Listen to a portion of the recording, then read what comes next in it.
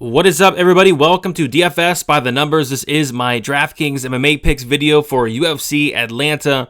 Going to be breaking down this card from a Draftkings perspective here. And yeah, it's a good card, really good card. Looking forward to it.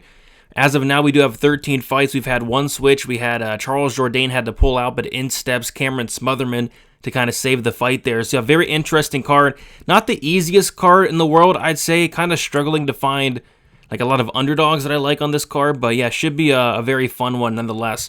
Before we get into it, if you guys could do me a favor, like the video, subscribe to the channel, leave me a comment. All three of those things are much appreciated. If you want to support me more, or if you want more content, betting, DraftKings, etc., check out dfsbythenumbers.com.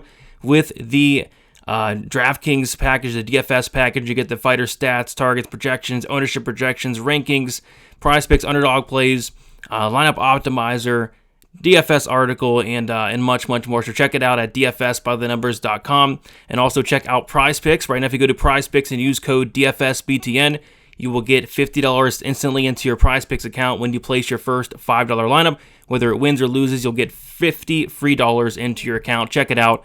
Use that code DFSBTN.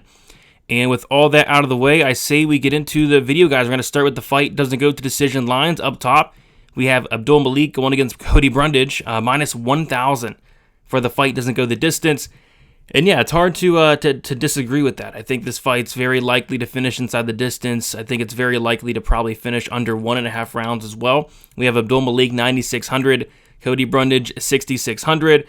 I think Abdul Malik probably smashes here, gets a round one knockout, but if Cody Brundage does win this fight, he's breaking the slate. If Cody Brundage wins this fight, it's a first round knockout in his own right. Cody Brundage has 4 wins in the UFC. All 4 of them do come in the very first round. So I would not completely ignore Brundage, but I think the most likely scenario is that Abdul Malik first round KO.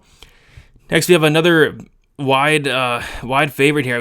Malcolm Wellmaker currently 9,800 on DraftKings, over minus 2,000 on the money line. Chris Moutinho 6,400 on DraftKings, and just a massive dog right now. The fight doesn't go sitting at minus 600.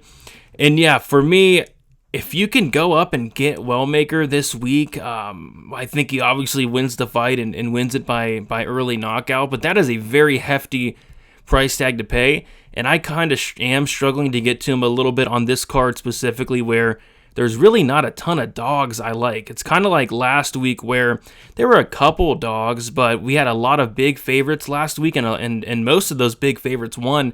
It's kind of the same thing here. We have a lot of big favorites this week, and I think a lot of these big favorites are going to come through. So I think it's going to be kind of tough to get Wellmaker in there. If you can fit him in, he's going to smash. But as far as Moutinho, probably not going to get too much Moutinho this week. I just really struggle to see a path, and the odds do definitely indicate that. So yeah, if you can get the Wellmaker, he's fine, but he's very expensive this week.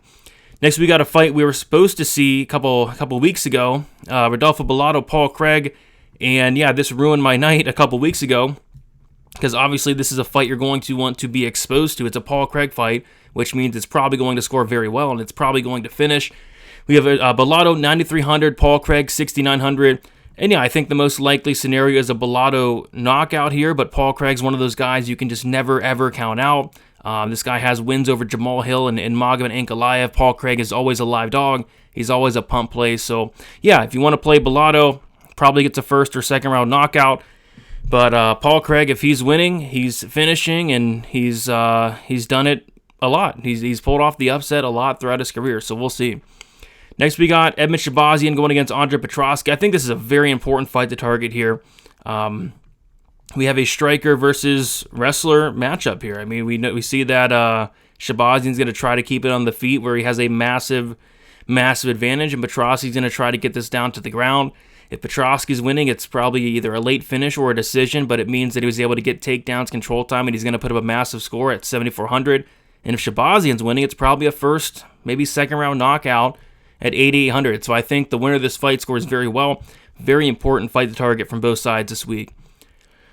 Getting into the core plays here, my favorite play in the 9K range, all things considered, it's got to be Abdul Malik for me. You know, Wellmaker is a great play, don't get me wrong, but I think Abdul Malik's going to do the same exact thing here, and that's get a first-round knockout. He's $200 cheaper.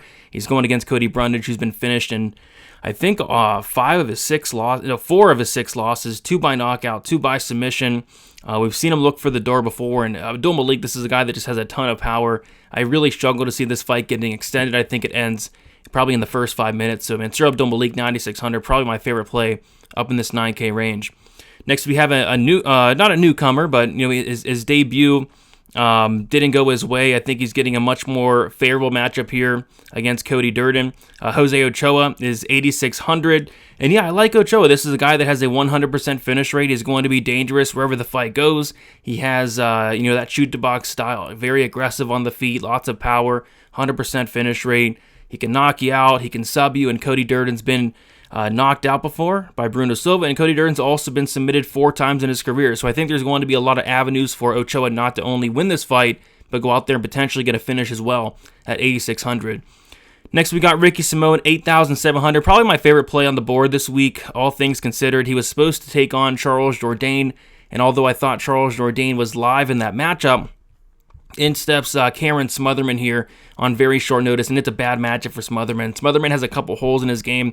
The first hole being the chin. We've seen him knocked out in the first minute of the first round twice, and then also just the takedown defense. I mean, Surrey City went out there and was just taking down Smotherman at will.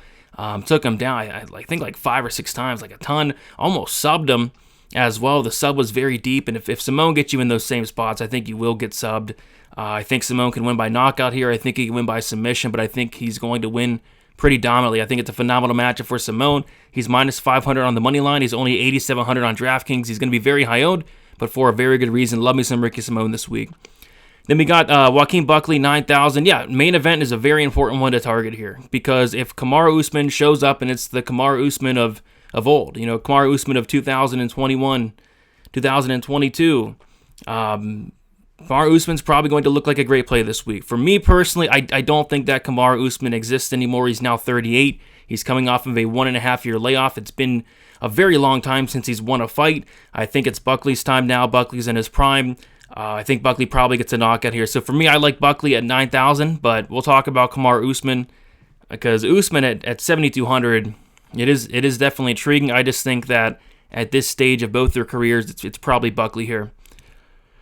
Moving on to the GPP plays here, Malcolm Wallmaker, 9,800. We talked about it. If you can get him, get him. Probably going to win by first round knockout.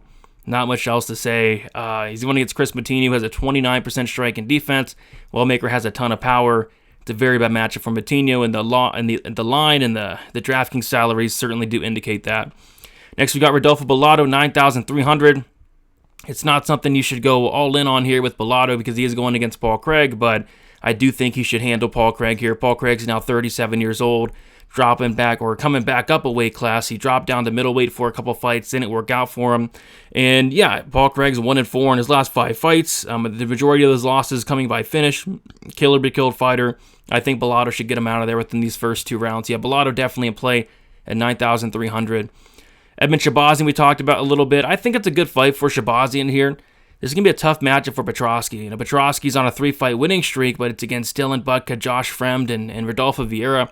I think Petroski's going to struggle to take down and hold down Shabazian early, and I think early on this fight is going to take place on the feet, and when it does, we're going to see a big levels difference, I think, in the striking here, and I think Shabazian can knock out Petroski in that first round and a half. If the fight does get extended, though, late second round, third round, Edmund's probably screwed, because we've seen it time and time again. If the fight gets extended, Edmund tends to look for the door. So, yeah, looking for that early finish upside for Edmund Shabazian this week. And then Raoni Barcelos, 8,500. I think this Barcelos Garbrandt fight's another great one to target. I think there's a potential live finish here for either guy. Like if Cody's winning, it's probably by knockout. If Barcelos is winning, it's probably by knockout or sub. I mean, Cody Garbrandt's been finished in, I think, 5 of his losses. 5 of his losses. 4 by knockout, 1 by submission. Barcelos has power. Barcelos has an astronomical advantage on the ground. So, yeah, if Barcelos goes out here and takes down Cody, and he gets on top of Cody, I mean, the fight's probably over very shortly after. So, yeah, Barcelos is certainly in play. But we'll talk about the other side here right now, and that's Cody Garbrandt, because he's in play too. He's going against a 38-year-old bantamweight.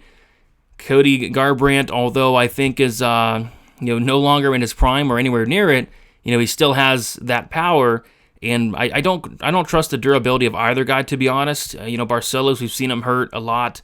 We've seen him dropped. We've seen him knocked out. And Garbrandt does hit very hard. So yeah, if Garbrandt lands the right shot, could potentially get a knockout here. And I kind of think that if Garbrandt is winning this fight, it is by knockout. So Garbrandt, live dog, 7,700.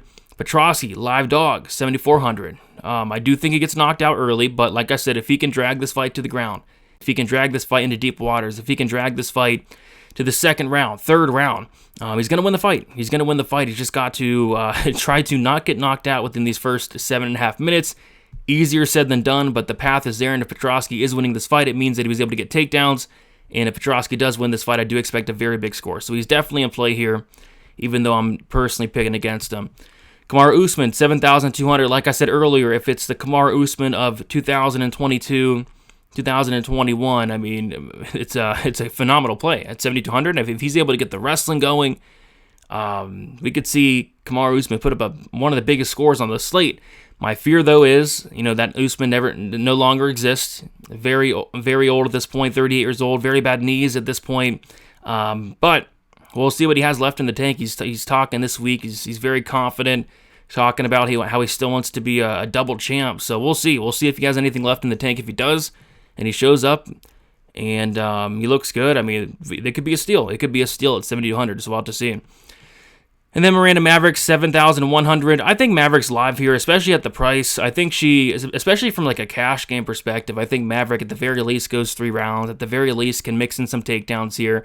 And yeah, maybe she can win the fight. Rose, although she's doing a lot better at flyweight than I kind of expected, she is, naturally a strawweight, right? So Maverick should be able to get some takedowns here if she wants to. I'm personally picking Rose to win the fight, but I'm not too confident in that. And I do think this fight's going to play out a lot closer than these salaries indicate. Like Rose is 9,100. I absolutely do not like that at all. Whereas Maverick 7,100, I think she's live, especially at the price. So Maverick, live dog, love her in cash especially, but even in tournaments, like if she wins the fight, she probably scores very well with the wrestling. Moving on to the pump plays, we have Paul Craig, 6,900, pump play, dart throw, anytime he fights. Anytime he fights, no matter who it is, Paul Craig is in play. Paul Craig will be sprinkled, and Paul Craig will not be ignored. Always a live dog. Cody Brundage, kind of the same thing. I mean, Cody Brundage, great hammer, bad nail, 4 wins, 4 first-round finishes. We did see Abdul Malik get dropped by Klein in his last fight, so it's not like Malik is, completely invincible here. So yeah, if Brundage is winning at 6,600, it's going to be a first-round knockout. He's going to break the slate. I think both Paul Craig and Brundage are great pump plays this week, great dart throws. They should get served here. They should get probably knocked out very badly, but if they're winning, it's going to score very, very big at a very cheap price between the two. And then the fade is going to be Jamie Lynn Horth, 9,400. We got a stacked 9K range this week. We got Joaquin Buckley in the main event. We have Mansour Abdul Malik. We even have Umar Sy, who we didn't even talk about. Rodolfo Bellato. We have Michael Chiesa, who has some grappling upside. And we have Malcolm Wellmaker, if you can get there as well. So yeah, don't really see myself getting to Jamie Lynn Horth. I think she wins this fight, wins it by decision, but I just don't think that's going to score too well. She can probably mix in some takedowns here, but I don't really see her paying off this price tag. So pretty easy fade here, Jamie Lynn Horth at 9,400. And there you guys have it. Those are the DraftKings MMA picks for UFC Atlanta. Do me a favor, like on your way out, subscribe. Let me know what plays you were liking for this week. And yeah, check out DFSbythenumbers.com. I just posted the DFS article today. And I'm hoping all 13 of these fights stay on the card, because it's a solid one. It's certainly a solid card. I'm definitely looking forward to it. Best of luck, everybody, for UFC Atlanta, and we'll talk to you soon. See you later.